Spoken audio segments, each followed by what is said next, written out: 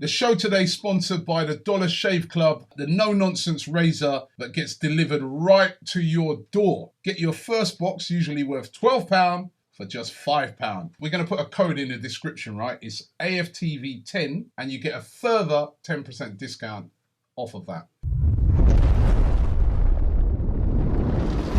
Hi, and welcome along to the All Guns Blazing podcast with my man DT in the building.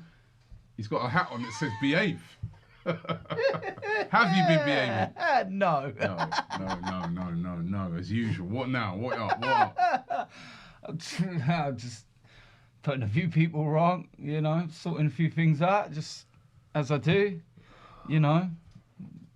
that old storage container guy.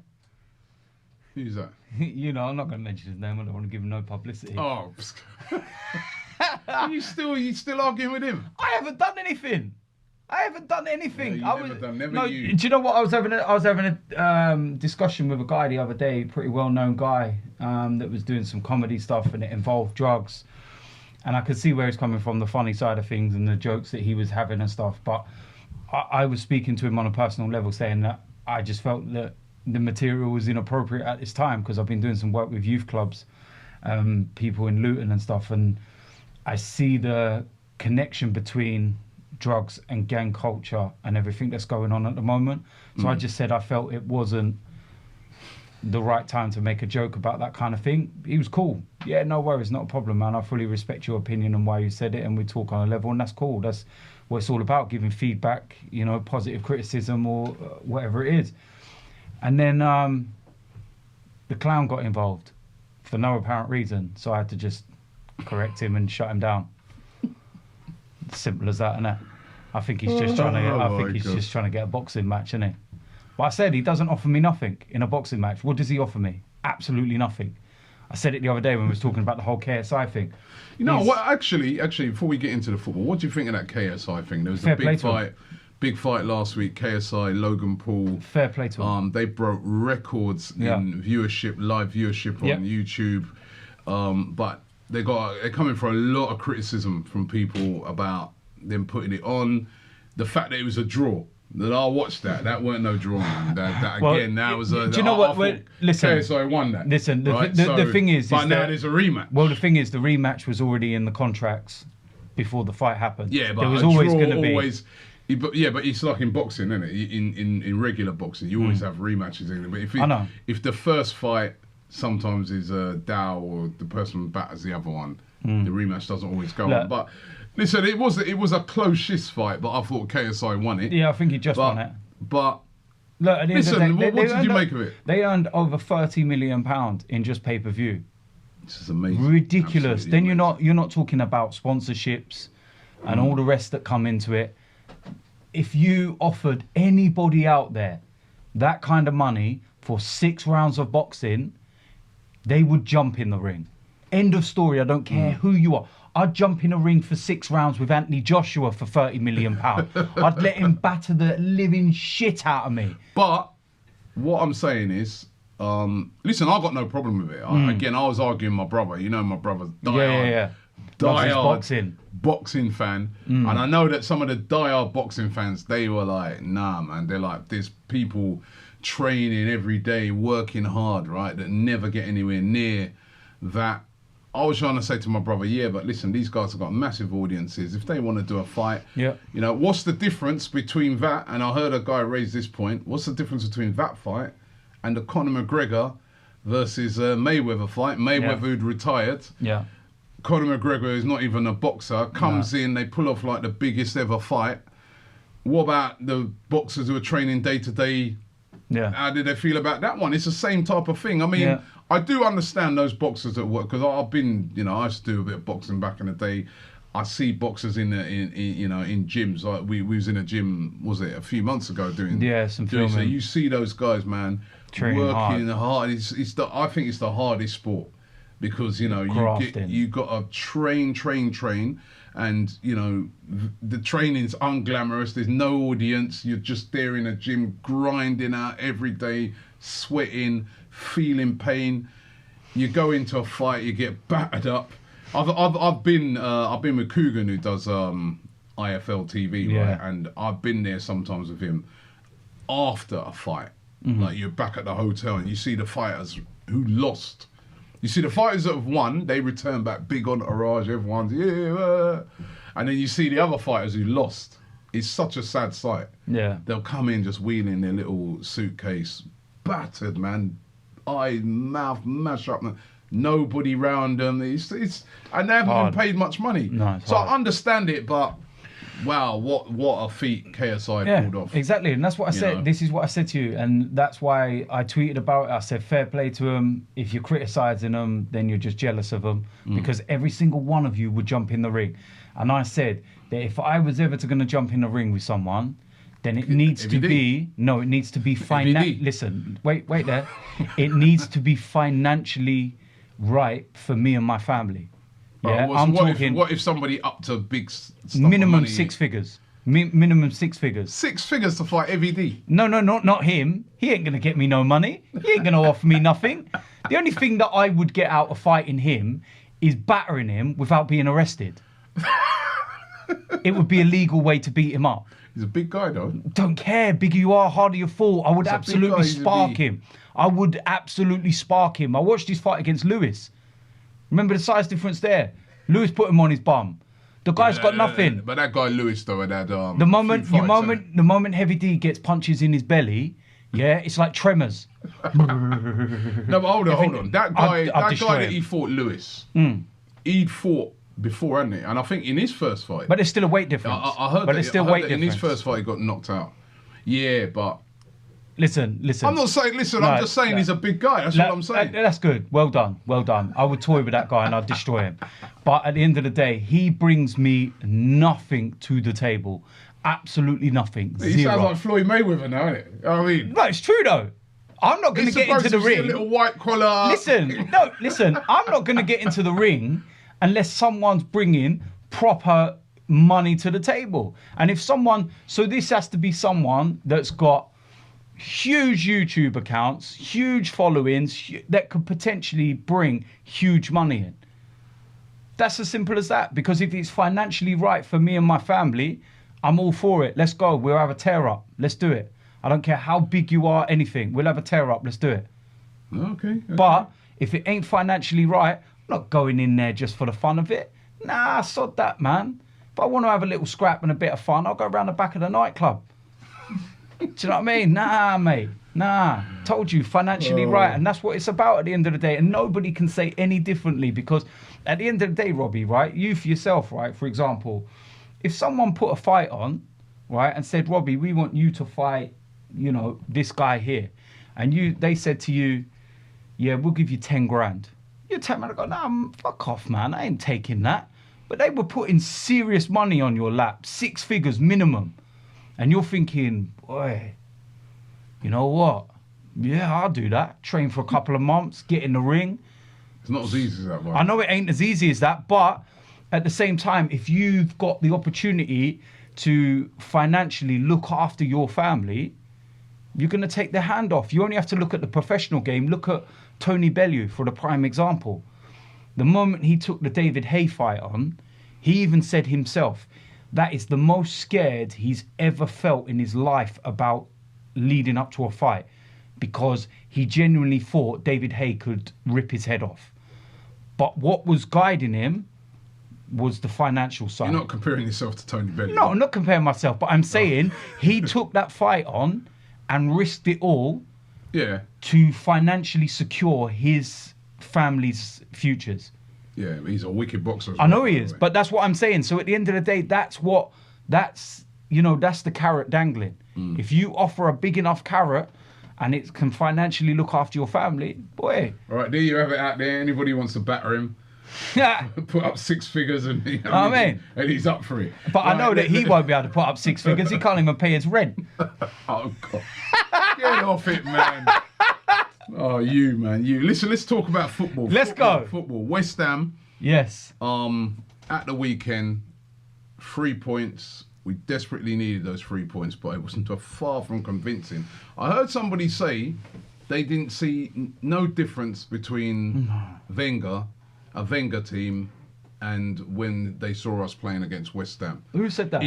He's one of the pundits.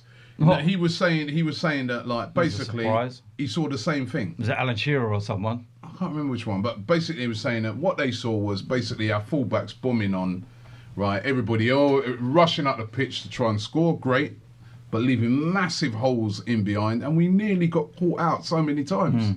And that is what we used to get. When we used to play, you know, under Arsene Wenger, that was a big fault of his. That's not been fixed yet. Do you know it's the same against Chelsea at the start of the game. There it's is the same against City in that game. That needs fixing slight desperately. similarities, but there is a massive difference in the way that we're playing. And I can see the difference in the way that we're playing. I can see the way that we're moving the ball, the way we're forward thinking. Everything's different. In the terms of... We were forward thinking under Wenger. No, we were slow and pedestrian. We'd become really boring. We'd become slow and pedestrian, but we were forward thinking. Yes, I know, but we'd become boring and predictable. What about this defence? I know we need to sort this out. Don't get me wrong, I know we need to sort this out, and that's why I've kind of gone with the team selection that I've gone with for my preview this weekend. I feel that without disrespecting Cardiff, this is the good time for us to make a few changes. I feel that Emery's kind of looked to everyone. You know, he's had that kind of 11, that basis there for the last 3 games or so. I feel he's got a good chance to look at them.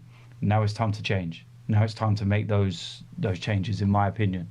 So, but and obviously we'll get onto that, and there's a reason why, because I feel that it will base our defence to give us more stability. I think that we need to get the basis right before we start moving forward, and that's what I feel. But the mentality wise, I like the way that we didn't collapse at 1-0, whereas under Wenger we have collapsed. Maybe not so much at home. Not at home, yeah. No, but what I'm saying is we still collapse and we still find it difficult. Not at home. No, but I remember we collapsed against Man City at home 3-0. Well, remember we was losing, was it 3-0? 2-0 to Liverpool. 2-0 to Liverpool. And we come back. Yeah. I know, but what I'm saying is, at the end of the day... against Leicester. Yeah, I mean, what I'm saying is, under a new manager, under a new regime, it would have been very easy for them players to go hiding and to find it difficult, or to maybe try and go back to what they know.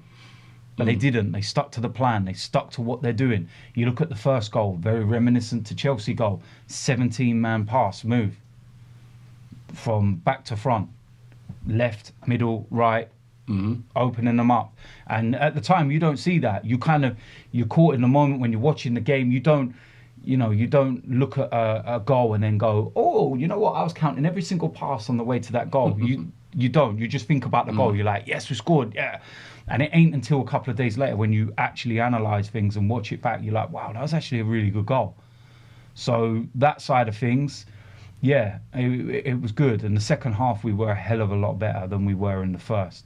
I felt we got a little bit nervous when we went 2-1 up, which may be understandable because it's the first time we've been in the lead this season. They wanted to just get to 90 minutes and get the game over and done with, get the 3 points, so that it's kind of off our back and let's move forward. So there were a couple of nervy moments, but in comparison to the first half, we were so much better in the second. Good game for Hector Bellerin going forward. You know, he was... I think he was the man of the match, actually, in that game. No, he wasn't man of the match for me. Lacazette was man of the match for me because he changed the game. He changed the game. Completely changed the game when he came on at half-time. He honestly, Bobby, and that's not... Hector was up there. Hector was up there. You know what? The thing is, I'm caught in two minds with Hector with his performance, right? Because fundamentally, he's a defender, right? So his first priority is defending, not attacking. It's defending. Defensively, he was one of our worst players on the pitch. Attacking, he was our best player. Do you get what I mean? So it's about him finding that balance, and this is what I've always said to you about Lichtsteiner. He seems to know when to go, knows when to stay. Whereas Hector, he seems to have got the attacking side of his game more on point now. Like, he's better than he was last year already. He's beating his last man. He's putting crosses in the box. All right, they're not all going to the man, and there's some that are still shocking. Yeah, but he's learning. Decisive I know, ones. but he's learning, and that's what I'm saying. But defensively, it looks like he's not learning, and that he's regressing. But is that where we're talking now about the manager? Yeah? Because if... He obviously wants his fullbacks to bomb up the pitch. The fullbacks the two fullbacks going forward were our most effective players. Monreal scored, Bellerin 2 assists, right? When they go forward, he's got to make sure that there's protection. So if they do lose the ball, we can be protected against the counter-attack. And it just seems at the moment when you're watching the team that it's the exact same problems that we've had over the years, that as soon as we lose that ball high up the pitch, it can be literally one ball in over the top and the team are in. I saw it against Chelsea. How many times? We saw it against City and against West Ham. That Felipe Anderson and that, they were just getting the ball back over to them quickly. They were just running at us with pace. Yeah. And then all of a sudden they've got 3-on-2 situations, 3-on-3s. Yeah.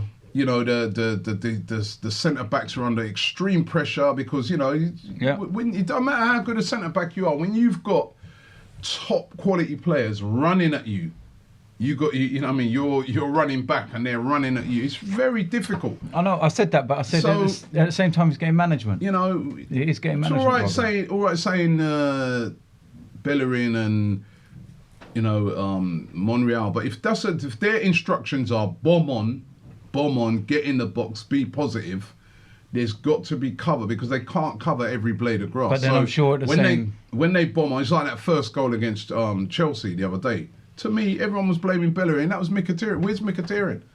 He's supposed to be covering him. But I explained that. It's not that the players are not implementing it right. And this is why I said that Bellerin's got to learn. And I feel that he'd be better off learning from Lichtsteiner and watching what he does. Because I don't think that we'll get exposed with Lichtsteiner there. Because he'll know when to bomb forward and when not to. This is about game management. This is what I'm saying. I still think Hector's learning. He's still a kid. Effectively, no, but he's still learning. And let's be honest. Let's be honest, right? Hector's been in the first team for 4 seasons now. Who has he actually learned from? He never has. Most youngsters, they come into the team and they can go, I'm looking up to this guy here in my position. This is who I've got to learn from. This is who I've got to, try and apply my trade with. I know you've got coaches, but at the end of the day, when it comes to a game is completely different to training. Yeah, the intensity is different. I know it. Yes, but what I'm saying is, for a year or so, Bellerin's been given a free run, where he's never been challenged for anything. He's never had to worry. I don't need to worry. I can play the worst game ever this weekend. I know I'm starting next week. Fact. So it's about raising his levels and about raising his game because there's someone there now that can take his place. And I still feel he's very naive in defensive situations. And we've got a guy here that's a captain of his country, won countless trophies. And I feel that he's the kind of person that Bellerin should now be sitting back and watching. What about, what have you made of these, some people suggesting, play Bellerin as a right, over on the right-hand side, and Lichtsteiner as a right-back? What about that? Yeah, it can work. Because then you take away his defensive duties. But so he's not having to worry about it. Yeah, but then also he knows how to defend. So if he does have to cover in certain games where you really want to strengthen that's against counter-attacking and stuff like that, if Lichtsteiner goes, then Bellerin knows instinctively. And the thing is, Lichtsteiner's the type of person that if he goes, he will make sure Bellerin knows 110% you're getting back and you're covering me. I'm not going and not telling you, and you're going, shit, the ball's just gone over the top. I meant to. That's where I feel the problem is with him and Mkhitaryan, is that Bellerin stepped inside in that Chelsea game, but he never gave a shout to... How do you know he didn't give a shout? You're not on the pitch, are you? You could see it. Let me see. How do you know? How do you know he did? I don't know. That's why. Well, that's why I wouldn't say anything. Well, I am saying something. Yeah, but you don't know. It doesn't look like he did because I looked at it. Mkhitaryan, right? I looked at Hector's body language. It didn't look like he shouted. That was Mkhitaryan's fault, right? It was both of their fault. That was Mkhitaryan's fault. Mkhitaryan's fault. It's both of their fault. Go on, go with your little notepad. Come on. The little notepad here says Ozil. Yeah? Yeah? Here we go. I saw you having a go at some fans who were criticising Ozil. When? On Twitter. The next day. You're watching me? I saw your Twitter account. Are you watching me? Huh?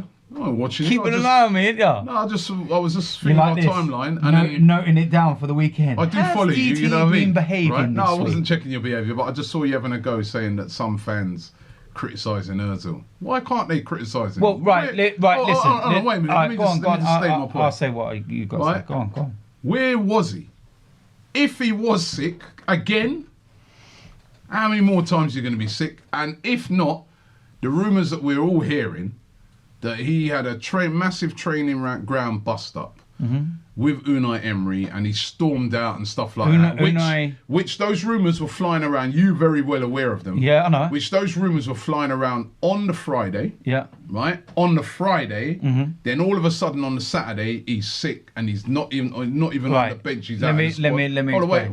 Lastly, let me just finish before you jump in. Right now, after the support that all the fans have been showing to Mesut Ozil, right, throughout the summer with all what happened over in Germany and stuff like that, and fans have been supporting him and getting behind him, and this is, you're part of our family. Don't worry about if Germany if Germany have rejected you. Don't worry, the fans are behind you and that. He's had great receptions. Has he let the fans down? No. If he has stormed out of the ground like that, right, he's let the team down. Right, listen to me, yeah?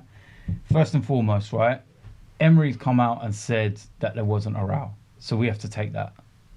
If you don't agree what do with you it, think? I don't know. I don't know. Well, hold on a minute. Oh, you can't. Right, God, listen to me. You just sat so there. biased. Wait there. You've just sat there 5 minutes ago and talked about the whole Bellerin and Mkhitaryan thing and said, how do you know that Bellerin never told him? No, but you're so biased. So no. Listen, You're this so is my biased. turn to talk now, right?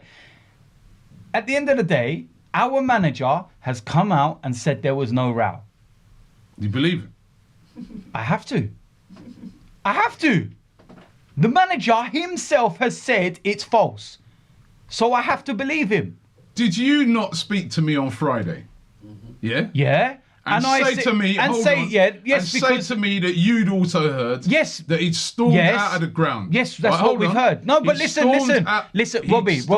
Yes, that's what we've heard. And all of a sudden on the Saturday, he's not in the team. He's not even in the squad. You're not listening, right? What a coincidence. Right, listen. Like I said, all we've heard is rumours. Now, the only two people that can answer those rumours as to being true or false are Mesut Ozil, Unai Emery. All right, Emery has come out and said they're not true. So you have to say, okay, cool. All right, just say wait. The other thing is as well, this whole illness thing. How do we know this illness is not depression? How do we know that that's not? I'm being serious because what if it is depression? They should come out and say it's depression then. Maybe they should. Maybe there is more to it because the guy's taken a battering. Oh, so they're hiding things now? No, because so they are capable of hiding things. It's not hiding things because depression and mental illness is a tough thing. And it's not about hiding things. It's just that maybe he's not comfortable about coming out about it. No, but the club don't want to come out about it. It's a touchy subject that we need to be careful of because storming out of training grounds is a touchy subject as well. It's a touchy subject, but on the flip side, if he did do that, then and it was because he was dropped, then I like his attitude in the sense that it shows that he cares because he doesn't want to be dropped. Storming out of the training ground. You like that Shows attitude. he cares. Shows he cares. It shows he cares. You're so biased. No, I'm not. If that was Hector Bellerin, you'd be there saying, sell him, this, that, I'll drive him there, blah, blah. Listen, I know you. Let me explain something. Listen to me. Nothing wrong Listen to me. Let me explain something to you, right? At the end of the day, yeah, the guy's been through one hell of a tough summer, right? He played with an injury last year, right, which we all thought was false. Even I thought it was a bit of a put on, the back injury. But he goes into the World Cup, nearly misses the start of the World Cup because of this same back injury. And I'm thinking, boy, maybe we were a little bit too harsh on him towards the end of the season. He actually played whilst he shouldn't have been playing to try and get us back in the Champions League. So fair play to him for doing that. Then he had the summer he did with Germany, got absolutely scapegoated by German officials and people, being called the things he did by German politicians and stuff like that. Racism. End of story. That's what it was. So He's had to deal with that. He's had to deal with coming out and quitting the national side, which probably was not an easy thing to do, because, you know, regardless of his Turkish heritage, he's a proud German and he loves playing for his country, and he's had to go and give that all up.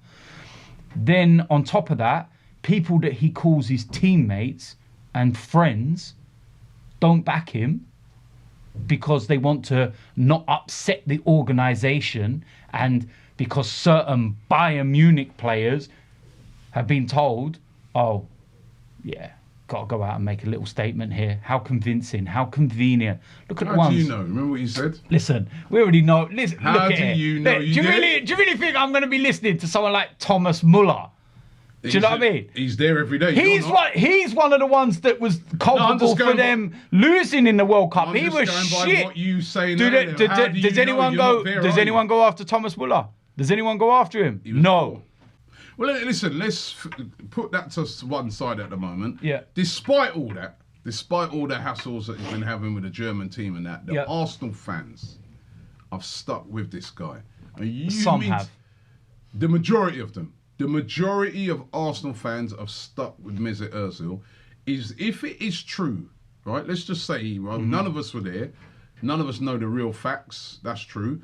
But let's say if it is true, has he disrespected the Arsenal fans by letting the team down on the eve of a big game? We haven't won no points yet this season, by storming out of the training ground. If it's true, then he and has disrespect the manager. He disrespect his teammates. If it's true, then in some respects, he has. In some respects, yeah. But what I will say, because what I've said. Listen, to get back to the original point, which was me having a go about certain comments, my issue was that Ozil was not even playing, yet some people couldn't wait to mention his name. No, because people are annoyed with him. Because they're annoyed with him when they don't know facts. They're saying another episode again to do with him. This guy is our main guy. He's our talisman player, right? And you're storming out or you're sick or whatever. And that's why there was people, I don't agree with them when they're saying sell him, but that's their opinion, just like you got yours. Yeah. And they're saying, but what I'm saying is, they've had enough of this. But theirs is based on factual.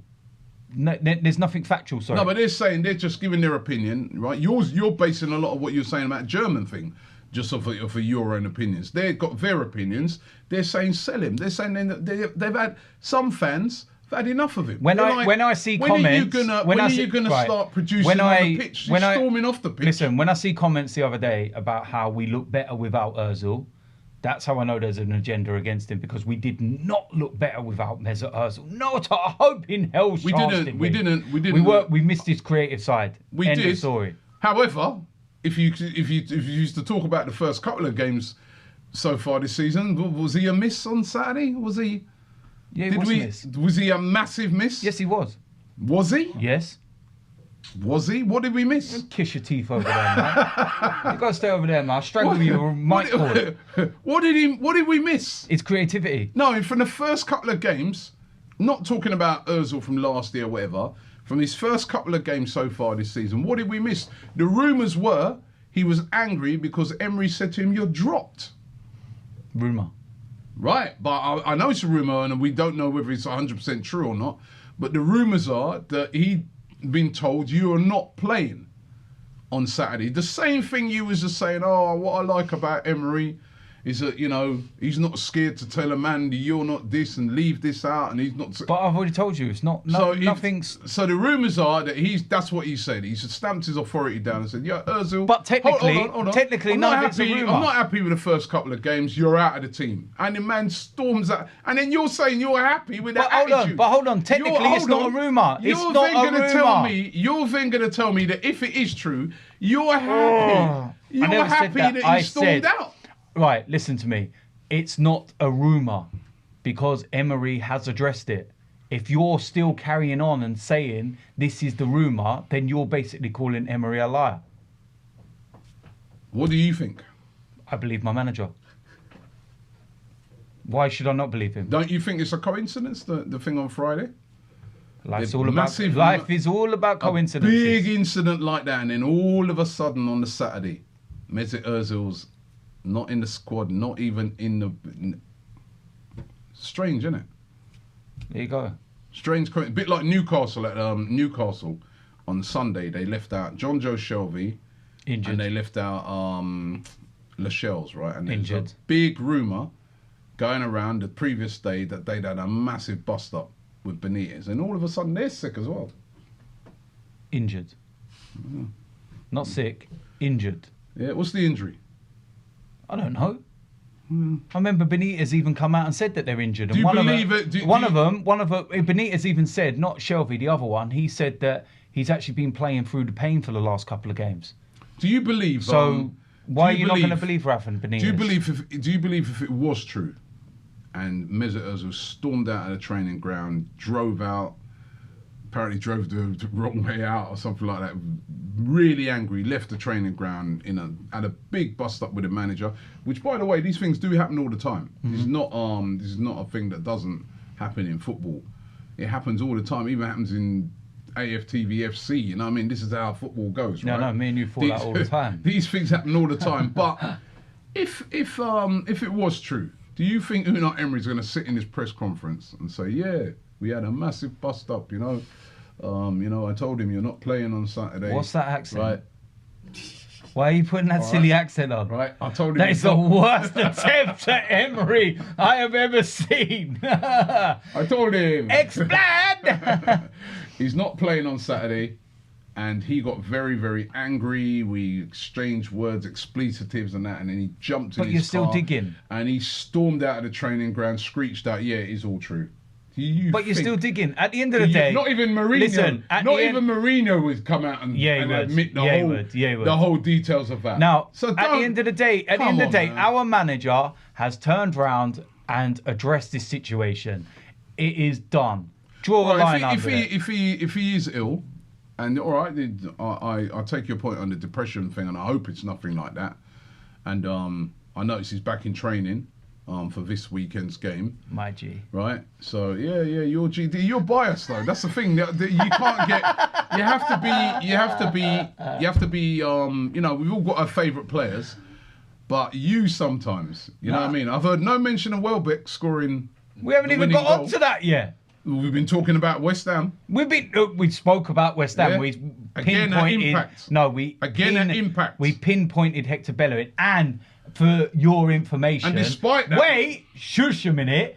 In my interview after the game, I actually mentioned Danny Welbeck as having an impact on the game. Yeah. More of an impact than Granit Xhaka. Behave yourself, man. Xhaka was excellent in the second half, and you could see the difference once he was playing with Torreira. First half. You could see the difference once he was playing with Torreira. So he's got to play with Torreira to play well.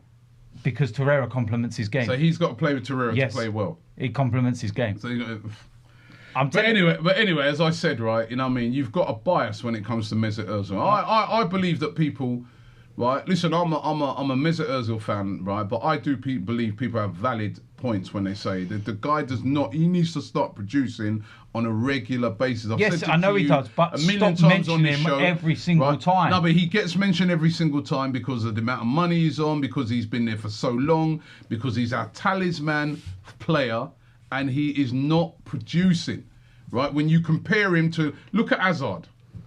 Compare him to Eden Hazard at Chelsea. They can rely on that guy to come and change. Players. Completely different players, different positions. They're talisman players. I'm telling you, they're talisman. Right, De Bruyne. Can we move on, please? I swear you got more bullet points. You don't want to talk about it. We've addressed it. At the end of the day, Unai Emery has come out and said, "I believe my manager. If you think he's a liar, that's your choice, not mine." Let's go to the next point, please. Let me just before I move to it. So we didn't speak on Friday about it. About him storming out of the ground on Friday. Because we didn't do the podcast on Friday. No, me and you. Yeah. Did we speak about that on Friday? Because it was rumours. But then, after Friday, the manager addressed the situation. When? On Sunday? Saturday evening after the game, he addressed it straight away. The moment he addressed it, okay, cool. Draw a line under it. Manager spoken. Only 2 people can speak about that incident. Mesut Ozil, Unai Emery. One of them's already come out and addressed the situation. As I just said, what did last again? As I ask you one more time, what do you think? I believe happened? my manager. So you think he was ill?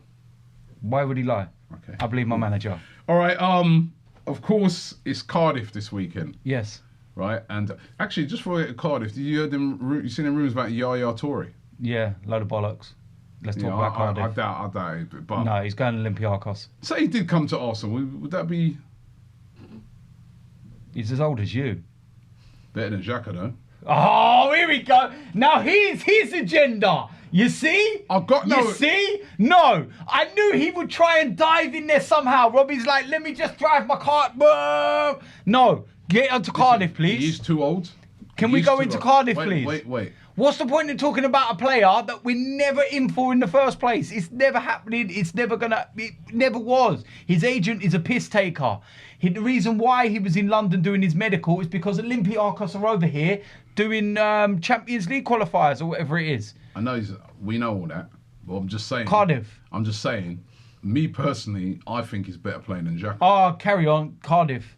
What do you reckon? Cardiff, please. What do you think? I'm not talking about it. Cardiff, man. Come on, man. See this? Right, anyway, Cardiff. At the weekend, Cardiff have got off to quite a poor start. Well, they got 1 point. Yeah. It's at their place. They're going to be fired up.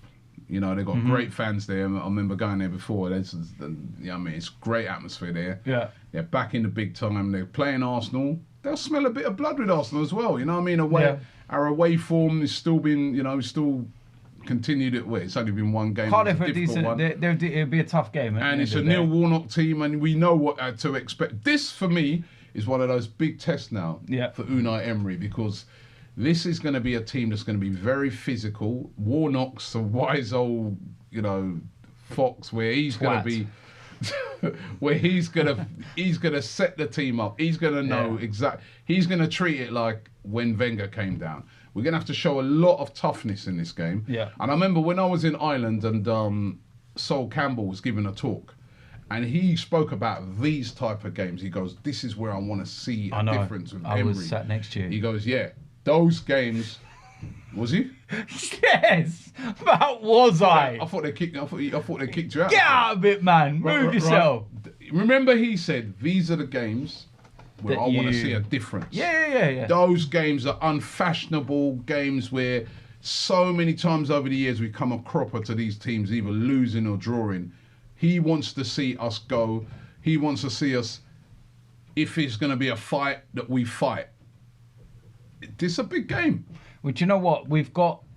There's like players in our team now that I feel can handle these type of games. It's as simple as that, and we're going to need them. Like Socrates. He's definitely one that we need. I've been impressed with him so far since he's started life with us. He's getting better and better. He's not as slow as we all thought he was. And statistics prove that. 3rd fastest player at the club. Yeah. See? Yeah. It shocked you that they did it. I'd love to see that on the pitch so far. It did not look like the 3rd fastest runner on the pitch, but... You see him when he ran up the wing against Chelsea? That was a good run. Usain Bolt. That was good. Not exactly Usain Bolt, but, At the end of the day, I'm happy with him. Like I said, I think Socrates would do really well when he's got the right person next to him, where the balance is right. When we had Sol Campbell and Kolo Toure. Sol Campbell and Socrates are very similar in their frame. Big. They look kind of like lumbering, and the way they run and stuff like that, and they're not the quickest. But Sol was deceptively quick as well. And I think Socrates is. But then next to him, he had the player that was more athletic, powerful as well, could cover when he needed. And I just feel that... Mustafi. That's what I'm saying. That's why I feel that with the right person next to him, maybe when Koscielny's back, that might work really well. Because, dependent on how Koscielny comes back, whether he's lost any pace, he was starting to lose it. If it was Koscielny 5 years ago, then I'd be buzzing for him coming back, because he was real quick and solid, and it's just how these injuries have affected him. Is he ever going to come back the same player? I doubt it. which is tough. So, but it's going to be a tough game though, because It will you know, and we need to win it. yeah, we And have to. You don't want to be going into the international break. Sitting there for 2 weeks. Yeah, and angry. we've got to start sorting out this away form, which has been horrendous over the years under Arsene Still only Wenger. won once in 2018. Yeah, so you know, it's a massive test. And it will be September when we play. Yeah, it's a massive test. Yeah, it is. And If we get 3 points, I think it will lift everyone. I think it will give a sense of belief. It will let everyone go off for the international break for 2 weeks with a smile on their face. We then know we've got another away game after that against Newcastle. We won't be going into that game going, got to win this one. After losing to Cardiff, we've got to show that we can win away from home. And so before the game has already started, you've got that negative mindset. But yet, if you beat Cardiff, we'll go into the Newcastle game. We'll be doing a podcast and fans will be getting ready for the game going, boy, ready for this one? Yeah. I think Got that win. I think two things. Number one, we have to win it. So if we win it, even if we had to tough it out and win it, then people will be like, well, at least they've learnt now to tough it out and win at these tough places. But also, I think if we could go there and win it convincingly, that would be such a tonic. Because I think if we went there and won it convincingly, then that's starting to turn a page. That's starting to say, right, we can go to these places. Do you know what? Where we're expected to win and stamp out authority. Like I said, convincingly. It's a catch-22, because if we grind out a result, everyone will say, okay, they ground out the result, but it was only Cardiff. No, but if we play, no, not you, but I'm saying everyone else. And then if we batter them, they'll say it's only Cardiff. No, but for me, with our away form, if we grind it out, I think it's catch-22 that works well for us, because if we grind it out, we can then at least sit there and say, you know what, maybe last year that would have been a draw or whatever, but we toughed it out and we got the result. If we go there and we win convincingly, we'll be like, right, we're starting to move back to where we used to be, where when we go to, whoops, I'm nearly knocking the mic down. When we go to these sort of places, those teams, we batter. If Man City are going to Cardiff, you're expecting them to batter them. If Liverpool are going to Cardiff, you're expecting them to batter them. Even Spurs at the moment, you saw what they done the other night. So, you know, I'd really like to see us stamp our authority on this game. Like I said, win is important. Going into the next one, for me, the Newcastle one's a huge game. I know I'm jumping ahead, but that's huge because of the fact that Newcastle's first 2 games at home this season have been against Spurs and Chelsea, and they've lost both. So if we're going to have any kind of, you know, way of trying to get into that top 4 and to try and compete at that level, we have to replicate what those teams have already done, which is go to Newcastle and win. So that's why I feel that game is so important, based on who Newcastle have already played at home. Chelsea didn't play well against Newcastle, ground out the win. Spurs didn't play well against Newcastle, ground out the win. So we have to go and do the same thing.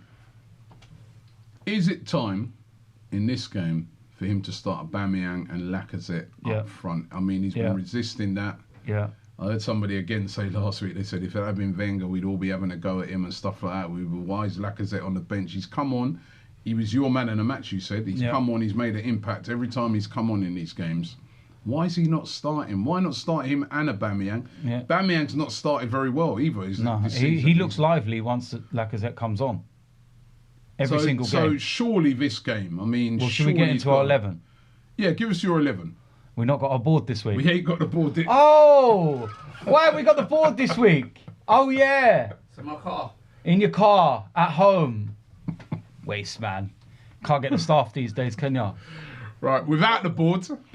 Without the board, that was here for 1 week, you know, and by next week, DT's going to have his own board. No, we got no boards. Yeah, so we've gone from 1 board to wanting 2 boards to no boards. Yeah, a bit like Arsenal, actually, because we ain't got really any board there either. That's true. You know what I mean? But, goalkeeper. My starting 11, Leno. Why? Right. Because I think it's time that Czech, he comes in now. I think that, again, Czech still looked a bit ropey with his feet. I still think he should have saved that first goal, even though it caught a little deflection up. Yeah, it was tough. And maybe I'm being a bit harsh. But he had a good game, though. He still looks dodgy with his feet. He still looks dodgy with his feet. And my argument is that we've spent £25 million on a goalkeeper. What is the point of him being on the bench? You've got to earn your position. Play him now. I feel that if we're gonna... what? We spent 25 million, earn your place. Listen! So what? We spent 25 million. You mad? Do you know what's going on in training? Listen, yeah, I do. Do you know what's going on in training? Yeah, I do. Yeah, I do. I trust my manager. I do. I feel... You trust your manager? No, I trust what he says. Right. Yeah, but what I'm saying... Are you very in training? What I'm saying is that I believe, my personal opinion is now we need to start Bernd Leno. Okay. And we need to build that foundation right from the back. Back four. Right back, Lichtsteiner. Okay. Socrates, Mustafi, Monreal. Okay. And then we play 2 in front of the 4, which will be Torreira and Xhaka. Mm-hmm. Then we play 3 in front of there. Mm-hmm. And it will be Aubameyang on the left, Ozil in the 10, Bellerin on the right. Right. And Lacazette up front. No Mkhitaryan, no Ramsey, no Guendouzi, no Iwobi. What I'm going with. I think that it'll be a good time to test out the whole Bellerin and Lichtsteiner. So most of your team I like. I'd still have Cech in goal though. I don't think he's done anything apart from that first game, that little mishap. Not really done anything wrong. He's made great saves in some of the games. Why drop him? He's playing well. I'd have Bellerin at right back because he had a good game. All right, yeah, you're right, defensively. But I think that's more of a formation thing. There is an argument for Lichtsteiner. Listen, I'm hearing your argument for Lichtsteiner. You could. But in this particular game, I'll go Bellerin because it's against Cardiff. I'll go Bellerin. I think we can attack them a lot. Perfect in terms of the way that Cardiff are going to get in amongst us. So you imagine our defence with the likes of Socrates and Lichtsteiner there. You ain't going to bully them two. And then I like your midfield because I'd have Ozil back in because I think he'll have a point to prove in that game. Mm-hmm. But you've got to protect him. You've got to protect him. You've got to protect that back four. So I agree with you. Torreira and Xhaka, I'll probably go, Torreira and Xhaka behind them. And then up front, though, my 3, Lacazette has to start for me. Aubameyang has to start. So I agree with that. Lacazette, Aubameyang on the left. But on the right, I'd go Iwobi. I've liked his energy. I like the way I like in away games in particular, the way he can pick up the ball and run at defences. And I think that that's going to be key in a game like Cardiff, where they're going to defend very deep. I just think Mkhitaryan sometimes makes it a bit narrow when he's playing because he's not really a winger, right? So I'd like Iwobi with his pace on one wing, Aubameyang with his pace on the other wing, and then Lacazette down the middle. I think that could terrorise Cardiff. Then you've got a great bench to bring on later on with Guendouzi and Ramsey and all these sort of guys, you know what I mean? But that would be my team. That would be my team. Not dissimilar to your team, but Lacazette and Aubameyang has to start now. I mean, Torreira has to start. You saw when he came on the other day, he looked really, really good. He has to start. Yeah. And I think we start that team, and then you've got still on the bench. You got. I think it's just because you've got Welbeck who can come off the bench. I think it's just our right hand side that we've disagreed with. Yeah. I just personally feel that now's the time to give Lichtsteiner the head and let him go in there alongside Socrates, and let's try and build a foundation at the back. Let's try and get that in order. Let's try and get our first clean sheet. Let's start trying to move forward. I'm not taking Bellerin out of the side. So this ain't an agenda on him. I'm actually saying keep him in the team, but playing further forward. Take away that defensive side of his game where he won't have to worry about it so much. It's not a bad plan, but I just feel that. And I think if Bellerin offers us width as well. Yeah. Okay, Bellerin. I think Iwobi will offer you more. Iwobi's better dribbling and getting in. Yeah, that's what he's a ball carrier. So he could pick the ball up from like our defence literally, and he could carry it the whole length of the pitch. But I just feel that with Aubameyang going left and Bellerin going right, it will push Cardiff back this way. because they'd be so scared of getting caught. But they're more. But those guys are more guys that when you get the ball in behind, they'll use their pace. I'm saying that with Iwobi, I just think he's a guy that he can get the ball, he can drive at defences, cause a bit of chaos, which creates a bit of space for those other guys that can really hurt you. But we'll find out. It'd be interesting to see what selection he comes up with. It's nice that we've actually got a selection headache. Yeah. Where we're going, don't really know. And we need to go on a run now. Yeah, we do. I said to you, we've got 7-8 games before we play Liverpool. Yeah, I believe we need to go on a run. Look at how some of these other teams have started. Liverpool's not till October, is it? I don't think Liverpool. Yeah, Liverpool's October, something like that. So if we pick up, I think we've got 8 games before Liverpool. One of them was West Ham. So you think maximum 24 points to play for before we play Liverpool with those 8 games. If we can go into the Liverpool game with over 24 points, I know that's asking a lot. That's a lot. I know, but at the end of the day, I'm a demanding person. Because there's some tricky. I'm demanding. Everton's in that. That's a hard game. But Everton we're playing at home, so I'm banking on our home form to stay good, because we've got one of the best home forms in the league. Fact, we've got probably the worst in the league away from home. Yeah, terrible. But home wise, fix that. Home-wise, we're right up there with the rest of them. Before we end the show, I wanted to just get your opinions on that. The whole Mourinho. First of all, on Tottenham. Oh boy. Nah, fuck Tottenham. They're looking decent though. Nah, fuck Tottenham. Do we need to be a bit worried about? Nah, fuck Tottenham. Listen, man. I know you. Fuck Tottenham. I know the hatred. Fuck Harry Kane. Fuck Dele Alli. We know all that, but I'm just saying, do we need to be a little bit worried about that? Was convincing, man. Go to Old Trafford and win 3-0. Fuck Tottenham. All right, and Mourinho. What did you make of? I think he's doing an excellent job. I want him to stay. I want him to stay. I think he's doing an amazing job. Yeah, I think he's doing an amazing job. I think that Manchester United need to just persevere with him for a few months longer. Don't do anything stupid. Don't try and bring the likes of Zidane in. Stay with what you've got. I feel he's got a good chemistry with the team. I feel the players are playing for him. Just stay as you are, please, Manchester United, because I'm loving every fucking minute of it. I am loving every second. I am enjoying the banter. I am enjoying winding up every single Man United fan that have done nothing but take the piss out of me for years. So I'm enjoying every minute of it. I'm enjoying watching those kind of games and getting my popcorn ready to watch the United stand. It's not about Arsenal fan TV and chill. It's United stand and chill. I'm fucking loving it. I'm loving the memes of Mark Goldbridge. I'm loving fucking Flex sulking and crying and then ringing my phone in tears. I'm loving it.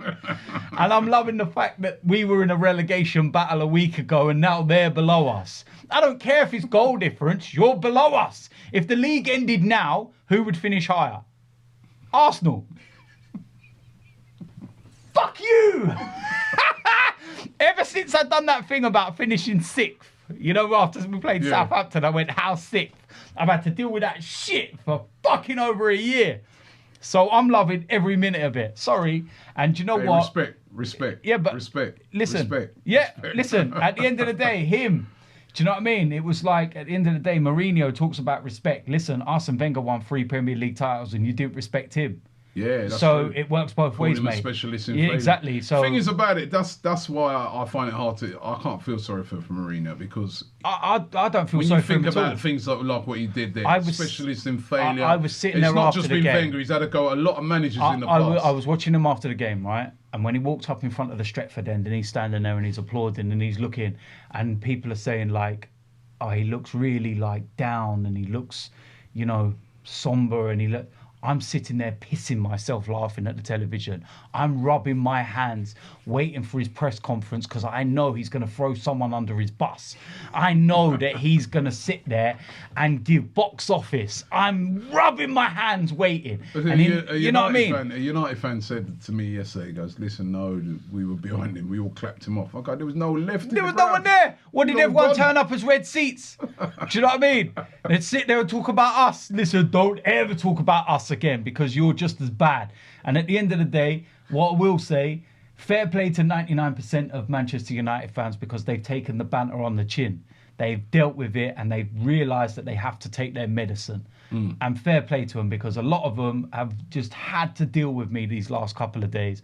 And they've took it. And they've said, you know what? We have to.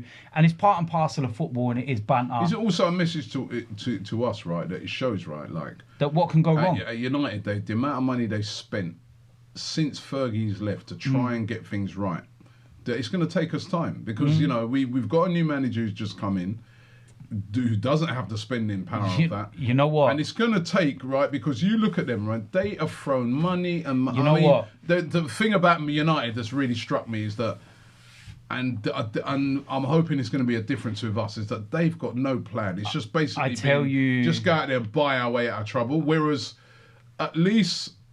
We've got an idea where we're going. They're trying to come up with a plan to get, but it's gonna take time. I know. I watched a video yesterday, right? And it was with Chris from Redmen TV, and it was last season, and he was having a debate with a well-known guy from another Manchester United channel, but they were having a little debate over Manchester United. And Liverpool and what was going on.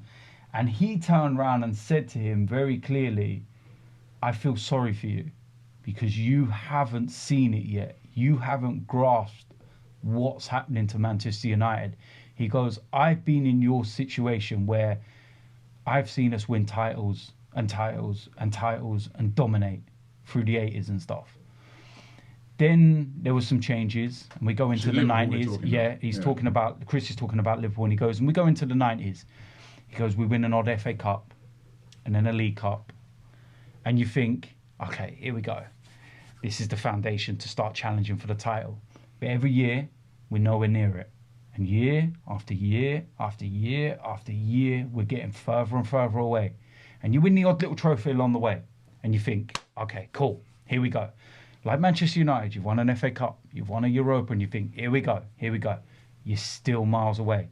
But you lot cannot see it yet, and you cannot grasp that you are 1,000,000 miles away from winning the league. 1,000,000 miles. And Manchester United fans have still not grasped that reality. At Arsenal, we've grasped it. We've had it long enough now where we've gone, we're 1,000,000 miles away from the title. We don't start the season now going, we can win the league. We're like, let's get in the top 4. We know what we need to do to build. We've grasped it. Liverpool fans have also grasped it. They know they're 1,000,000 miles away from winning the title, and only now are they starting to get that slight inkling where they're going. They've got a great chance of winning it this year. No. But what I'm saying is, like he said, they've gone through that phase from where they've dominated and won titles and stuff. So he said, I feel sorry for you, because I know what you're going through, but you have not got hold of it yet. You still think we're Manchester United under Sir Alex Ferguson. We're going to challenge for the title next year. You're miles away from winning the title. Miles. You are a top 6 side. That's all you are. And I said, apart from Liverpool and Manchester City and Tottenham, the jury's still out. Regardless of the result the other day, it's about consistency with Spurs. They've got a chance. No, but what I'm saying is it's consistency. That's what it is with Spurs, it's consistency. They've never, ever contained and maintained challenges or anything like that. So the jury's still out with them. But below them, you have the likes of Chelsea, Manchester United, Arsenal and stuff. There's not a lot of difference between us. And we're playing to get in that Champions League spot. It's as simple as that. Manchester United are a top 6 side. They're not a title-winning side. They're 1,000,000 miles away. They are not going to get near the Premier League title this year. Not in a million years. You could sack Mourinho tomorrow, bring in Zinedine Zidane, and you still won't get near the title. You still won't get near Manchester City. And I think it's a lesson to us that we're going to have to be patient this season. The plan is a complete and utter shambles. And the best thing is that I saw the news yesterday coming out that Anthony Martial is looking to sign a new deal. Yeah, this guy, I know exactly what Martial's doing. He's just signing a new deal and he's going to wait for Mourinho to go. That's what he's doing. He's hoping Mourinho's going because the club are not letting him go. I've heard that Mourinho wanted him out the door, but the people above said no, he's not going. So I think Martial is now playing the waiting game. Sign a contract, sit and wait. Because I feel that if the likes of someone like Zidane come in, Martial would be straight back in the team. French connection, everything else, you'd see the best of him. And I feel he's playing the waiting game. He's saying, I'm going to last longer than you. That's the way he's doing it. Because why else would Martial sign a contract? He wasn't even in the squad against Tottenham. So it's pretty obvious that Mourinho don't like him, don't want him. The guy got fined 180 grand for going to see his missus have a baby. Might have been sick. Maybe he was sick. Yeah, sure he was. You know what I mean? Listen, we come to the end of the show today. Don't forget, the show actually today was brought to you by the Dollar Shave Club. The links are in the description below. Get involved with Dollar Shave. You was using that shaver, innit? Yeah. Was it? Shave up my edges. Yeah? It's good. All right, so get involved with that. All the links are in the description below regarding Dollar Shave. Thanks for watching the show. Yeah, I need a shave. Thanks for watching the show. And we'll be back again next week. Let's hope we can do it at Cardiff.